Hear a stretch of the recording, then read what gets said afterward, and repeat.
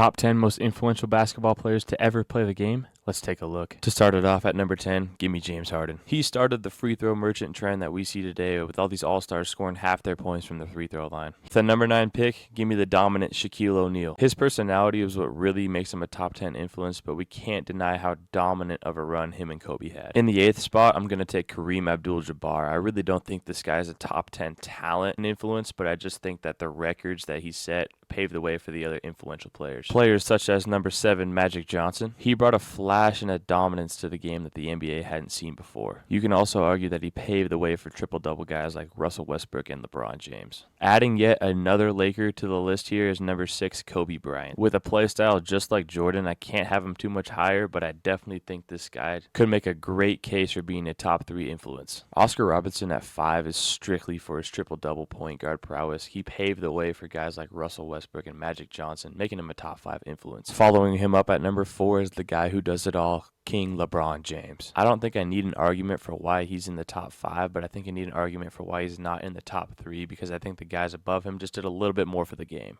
Like the number 3 pick, Allen Iverson, this guy brought the dribble moves, the crossovers, just a new aesthetic to the game that we hadn't seen before. His play isn't what makes him so influential, it's more the aesthetic and his personality that he brought to the game. I think that's what really paved the way for a lot of the young hoopers we see today, doing their own thing on the court. But it doesn't quite match up to what number 2, Michael Jordan, has done for the game. He really saved the NBA that we see today because nobody was watching the game before he came to it. His influence is still seen today because everyone wears number 23, and he's still the greatest of all time. Before we get to number 1, could you guys please drop a quick follow and a like so we can make more lists? And finally, the most influential basketball player of all time is by far Stephen Curry. Greatest shooter ever. No elite is safe. This guy will forever be the biggest influence on basketball that we see in the future.